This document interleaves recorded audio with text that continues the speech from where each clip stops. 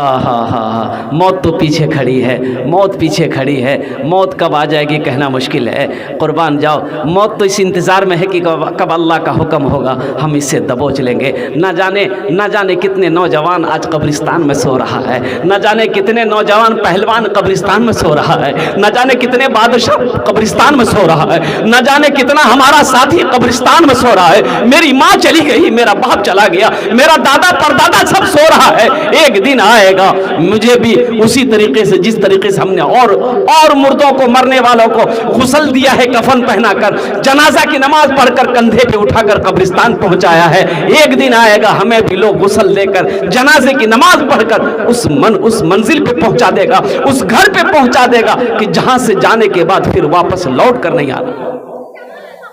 मेरे भाइयों, आखिरत की तैयारी करो, तौबा करो, गुनाहों से तौबा करो, तौबा करो। मैंने ऐसी ऐसी मौत देखा, आप यकीन नहीं करोगे।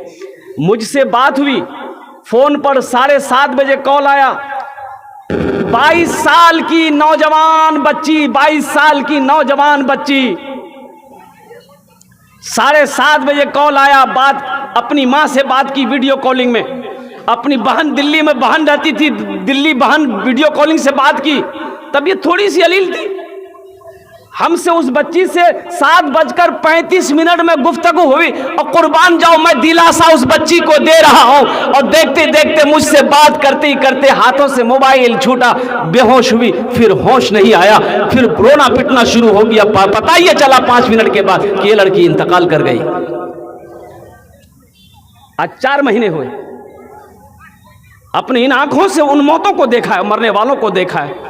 ये मौत नहीं देखती है कि ये नौजवान है, ये पहलवान है, ये ताकतवर है, ये बादशाह है, ये पैसा वाला है। मौत ये नहीं देखती है, मौत तो ये देखती है कि कब रब का हुक्म होगा, हम इससे दबोच लें।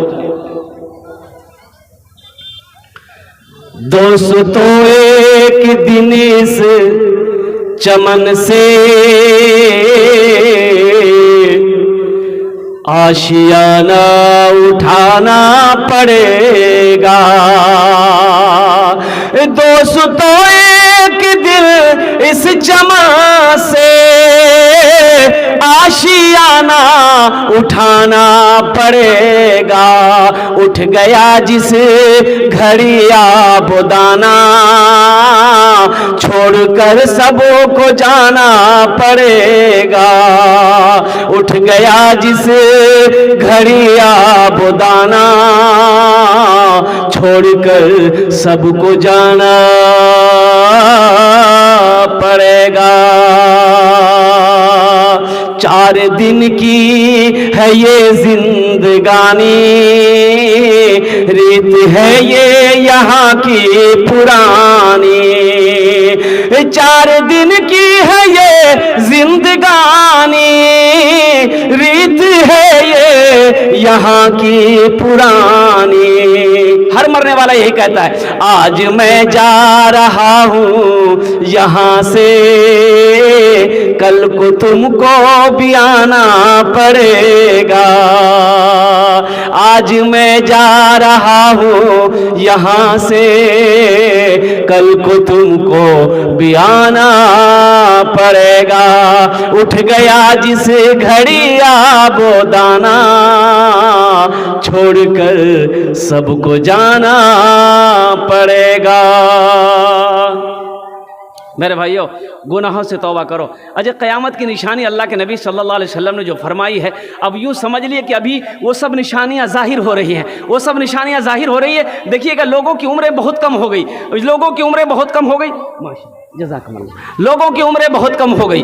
अल्लाह अकबर कबीरा। देखिए, नौजवान ने 100 रुपये लाकर मेरे हाथों में दिया है, अल्हम्दुलिल्लाह, ये मेरा इनाम है। लेकिन मैं जिस काम के लिए खड़ा हुआ हूँ, ये मदरसे का जलसा हो रहा है। मेरे भाइयों, मेरे दोस्तों, मेरे बुजुर्गों, आखिरत की तैयारियों में से एक अमल है मेरे भाई, एक अमल है। इंशाअल्लाह अगर मैं बोलूं तो जन्नत में महल बनेगा, जन्नत में अल्लाह घर बना देगा, अल्लाह जन्नत में घर बना देगा इंशाअल्लाह। अगर मैं बोलूं तो इंशाअल्लाह वो अमल करेंगे। कितने लोग करेंगे? जरा हाथ उठाओ, मैं दुआ कर दूंगा इंशाअल्लाह। कितने लोग करेंगे? वाह भाई वाह, माशाअल्लाह। भाई बैठ जाओ, अल्हम्दुलिल्लाह, बस बैठ जाओ, बैठ जा। माशाअल्लाह। देखिए, एक लड़का ने 51 रुपये लगे। अभी कोई पैसा लेकर मत आइएगा, अभी कोई पैसा मत दीजिएगा हमको। इंशाअल्लाह हम इसी काम के लिए खड़े हुए हैं। ये टेंशन आपका नहीं, ये टेंशन मेरा है। कब्र में फेंक देगा जमाना, फेंक कर लोग होंगे रवाना। खेला ना मरने के बाद ना खेला समझते, आप तो देखते ही नहीं। खेला जो शुरू होता मरने के बाद। ओ यकीन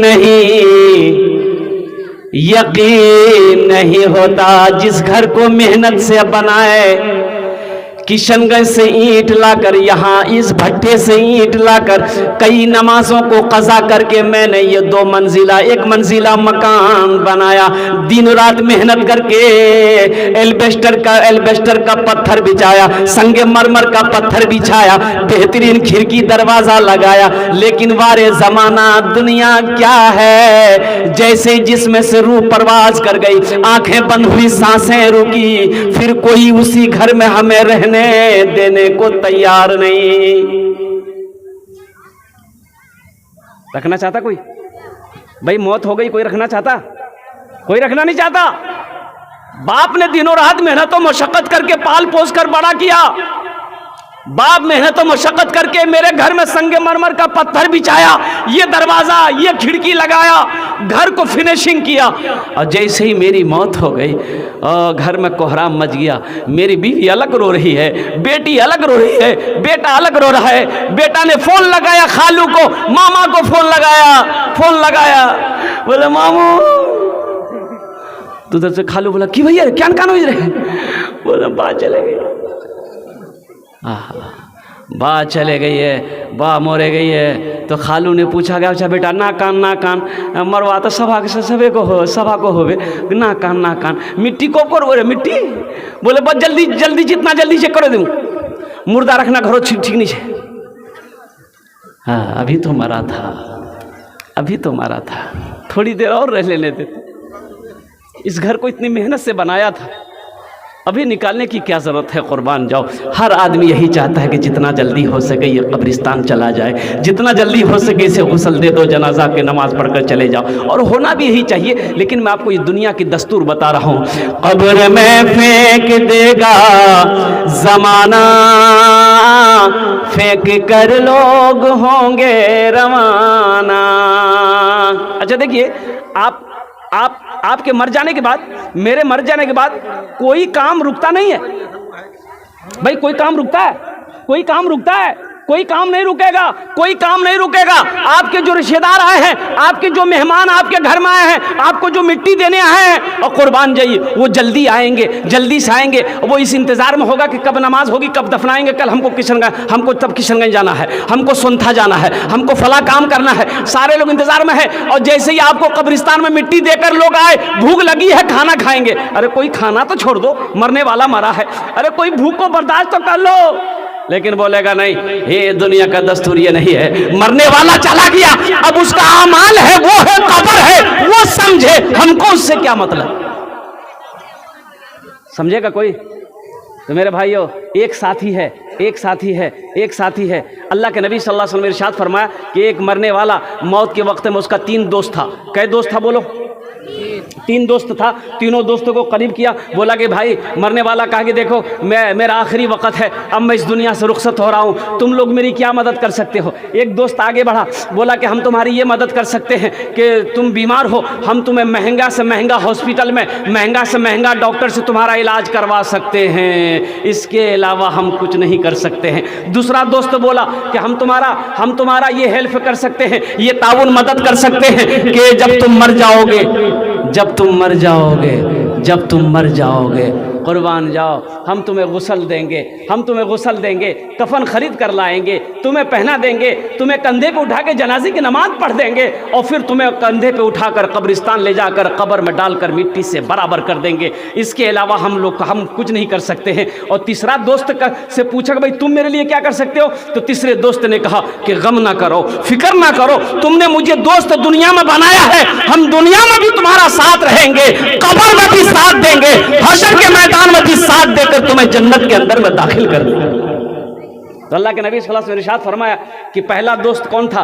पहला दोस्त पहला दोस्त उसकी दौलत थी, उसका माल था, पैसा। ये कह रहा था कि चिंता ना कर, ये पटना लेकर जाएंगे, दौलत है ना, दिल्ली लेकर जाएंगे, महंगा महंगा डॉक्टर से तुम्हारा इलाज करवा देंगे, इसके अलावा हम कुछ नहीं कर सकते हैं। दूसरा दोस्त उसके घर वाले थे, उसकी बीवी थी, उसका अहलोयाल बेटा था, भाई था, चचा था, कि हम लोग क्या कर सकते हैं, जब आप इंतकाल कर जाओगे गुस्ल दे देंगे, कफन पहना देंगे और जनाजे की नमाज पढ़कर कब्र में ले जाकर दफन कर देंगे, और इसके अलावा हम लोग क्या कर सकते हैं। तीसरा दोस्त आमाल था, तीसरा दोस्त आमाल था। वो आमाल जिसको दुनिया में आपने बनाया है, जिसको साथी बनाया है, वो आमाल यही कहता है कि तुम गम ना करो, तुमने दुनिया में मुझे अपना बनाया है, दोस्त बनाया है, मेरी वजह से कई रातों की कुर्बानी तुमने, नींदों की कुर्बानी दी है, दुनिया में तुमने हलाल हराम को छोड़कर हलाल को अपनाया है, तो तुम गम ना करो, हम तुम्हारे साथ कब्र में भी रहेंगे, हशर के मैदान में भी रहेंगे, और अल्लाह की बारगाह में सिफारिश करके जन्नत के अंदर में दाखिल कर देंगे। अल्लाह के नबी ने फरमाया ये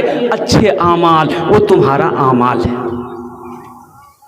तो मेरे भाई इंशाअल्लाह इन तीनों दोस्तों में से अच्छे अमल करेंगे इंशाअल्लाह। हाथ उठाओ दोनों इंशाअल्लाह, अच्छे अमल करेंगे। तेरी बारगाह में खुदा ये दुआ मेरी कबूल हो। आमीन बोले तो अल्हम्दुलिल्लाह। तेरी बारगाह में खुदा ये दुआ मेरी कबूल हो। तेरी बारगाह में खुदा ये दुआ मेरी कबूल हो, ये दुआ मेरी कबूल हो। मुझ गरीब के नसीब में राह मुस्तफा की धूल हो। मुझ गरीब के नसीब में राह मुस्तफा की धूल हो। एक शेर और है, अगर आपकी इजाजत हो तो मैं सुना दूं। तो भाई सुनेंगे तो दोनों हाथ उठा के कह दीजिए सुभान अल्लाह। आरज़ू यही है आखिरी मुझको मौत आए जिस घड़ी। अब इस शेर में आप तमामी लोगों को शामिल कर रहा हूं, आमीन कह दीजिएगा। आरज़ू यही है आखिरी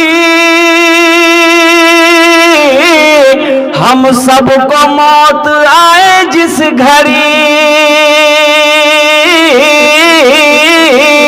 हम सबको मौत आए जिस घड़ी, उस घड़ी नजर के सामने सिर्फ चेहरा रसूल हो। उस घड़ी नजर के सामने सिर्फ चेहरा रसूल